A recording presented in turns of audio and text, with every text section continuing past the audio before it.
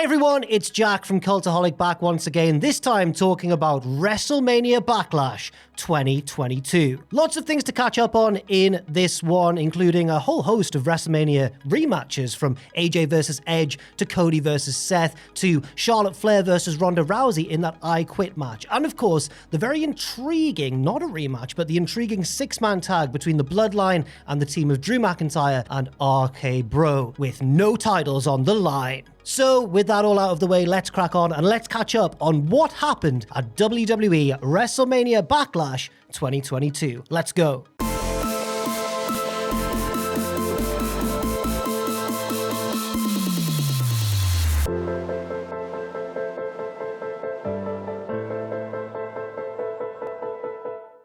The first match is Seth Rollins versus Cody Rhodes, and the story of this match is very much that Seth has done his homework since WrestleMania. He catches even Cody's signature uppercut early on. Seth takes control largely of the opening stages of the match and sits down on a Cody roll-up attempt, grabbing the ropes for a near fall. Cody fights back though and hits a huge delayed superplex, ouch, and then the Cody cutter a little bit later on, but again, it's only good for two. Both men reverse each other's finishes and fight out of pedigree attempts from either man as well. They both love Triple H, we all do. Seth catches a disaster kick attempt into a buckle bomb, very nice spot there, and then hits a huge frog splash for another near fall. Cody then heads up top, so Seth nips up and cuts him off and hits a big superplex, tries to transition into the Falcon Arrow, but Cody reverses it and hits the Crossroads, but Seth gets his foot on the ropes. Cody misses his big moonsault and Seth takes the opportunity to finally hit that pedigree, but Cody kicks out of the pedigree on the stroke of three. Now Seth's annoyed, he trash talks Cody while kicking him in the head, saying, "Cody,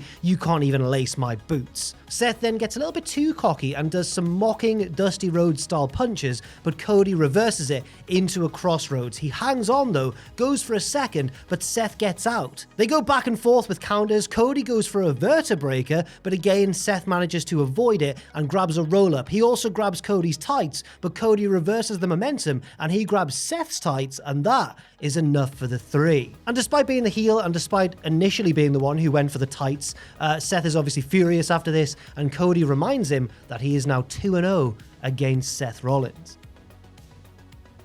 The next match is Big Bobby Lashley versus Bigger Omos, accompanied of course by MVP. Lashley takes it to Omos early on, he's fired up, but then MVP distracts him and Omos hits a big boot. Omos dominates for a while, but then Bobby fights back and tangles Omos's arms in the ropes. He pounds away until MVP tries to sneakily free Omos with the cane, and this leads to an argument between MVP and his former friend. MVP swings the cane, but Bobby ducks and locks in the Hurt Lock on MVP. Back in the ring, Bobby locks it in on Omos, but Omos manages to stand up and back Bobby into a corner. Later, Bobby goes for a suplex, which commentary say is impossible. This can't be done.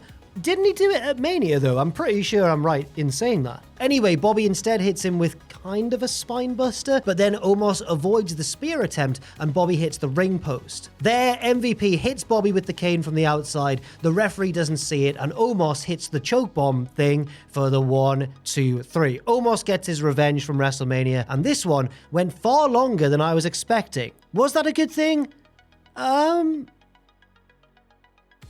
The next match is another WrestleMania rematch. It's Edge versus AJ Styles with Damian Priest banned from ringside. They brawl at the bell and AJ is fired up. He slams Edge face first into the announce table and then hits a big springboard moonsault off the apron to the outside. Back in the ring though, Edge counters the phenomenal forearm and targets AJ's injured shoulder. He spends quite a lot of time working over the shoulder in fact, and eventually Styles fights back, hitting the Pele kick. At this point, the story of the match becomes AJ fighting through the pain and getting some near falls despite the injured shoulder. Edge at one stage grabs a crossface, but AJ counters nicely into a calf crusher and Edge only just makes the ropes. AJ hits a German suplex out of the corner, but Edge rips the turnbuckle pad off as he does so. Edge then charges for a spear, but goes into the exposed turnbuckle himself, but he manages to kick out of the subsequent pinfall attempt. He then nails the spear, but AJ manages to kick out as well. Edge sets him up for another spear, but AJ meets him with a knee and hits a very impressive Styles clash on the much taller man. It's not enough though, and AJ thinks about the forearm, but his shoulder prevents him from hitting the springboard, so instead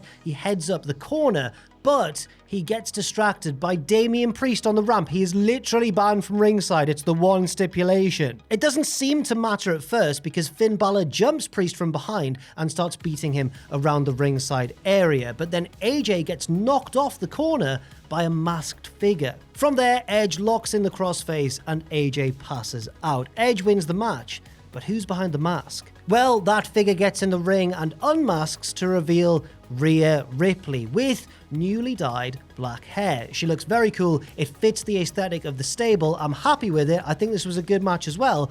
But they broke the one stipulation. Damian Priest should not have been... How did Edge not just lose the match straight away then? I don't understand. Good match though. Both guys did really well.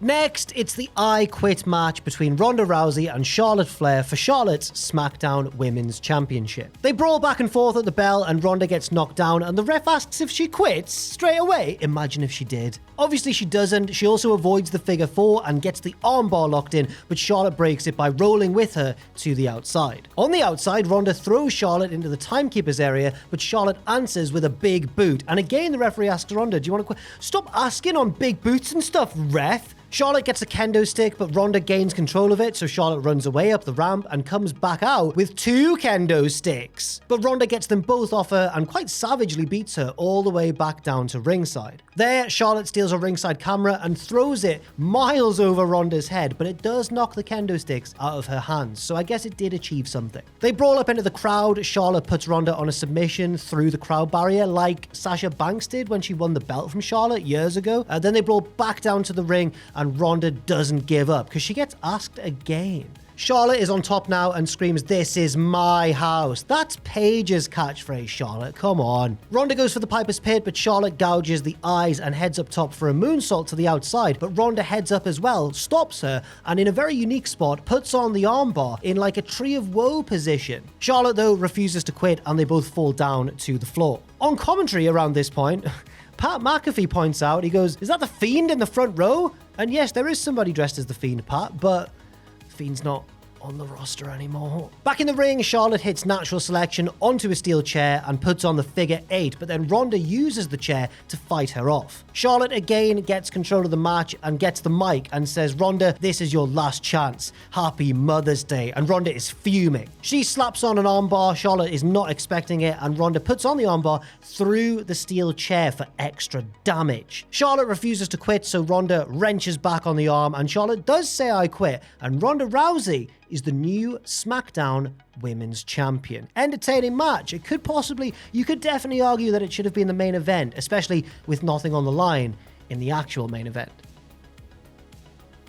The next match is the real main event in our eyes, the people's main event, Happy Corbin versus Madcap Moss. This time, it's personal. Moss takes control early on and laughs at Corbin, who doesn't take too kindly to that and fights back with a huge chokeslam. From this point, Corbin dominates large stretches of the match, getting near falls here and there, but Moss keeps on fighting back occasionally with little glimpses of hope. At one stage, he shoulder tackles Corbin clean out of the ring, but back inside, Corbin manages to avoid the punchline and retakes control. Later on, Deep 6 gets a 2 count, and then Corbin charges at Moss and does his little, I'm going to slide out the ring and run around the ring post and get back in. But when he gets back in, because he's done this earlier in the match, this time Moss is ready for it and catches him with a sunset flip, and that's the 3 count. That's it. So, well, hey, Madcap Moss wins. And in the ring, Corbin does not look best pleased.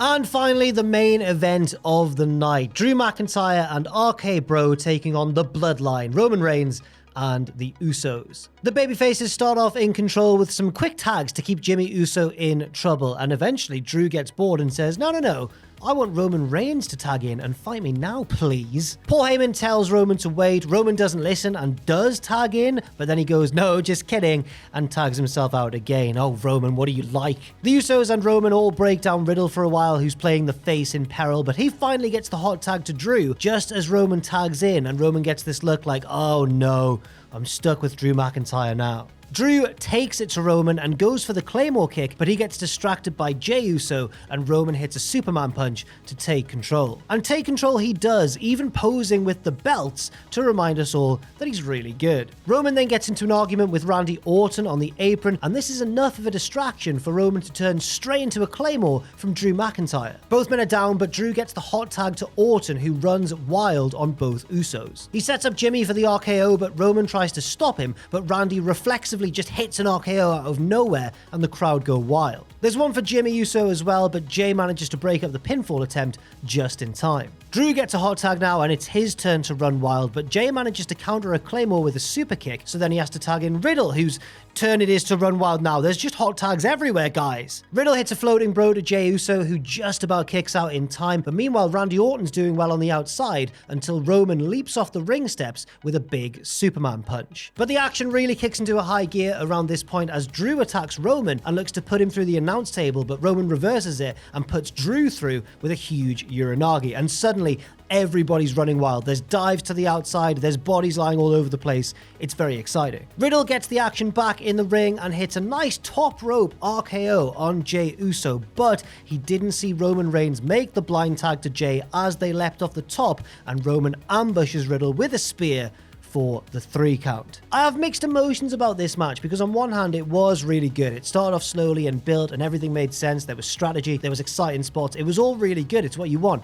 But there was nothing really at stake here. They took the unifying tag belt stipulation away on TV midweek, and also, why did the heels win? I guess it's to really put over the dominance of Roman, but on the other hand, this was a good opportunity for probably Drew to pin one of the Usos and set up an encounter with Roman down the line. I'll be interested to know your thoughts on it as well, not just on this match and the booking behind it, but on all of the matches on this show. Do leave your thoughts in that comment section down below. But for now, thank you very much for watching. I've been Jack from Cultaholic, and this was what happened at WrestleMania Backlash 2022. Thanks again, and I'll see you very soon.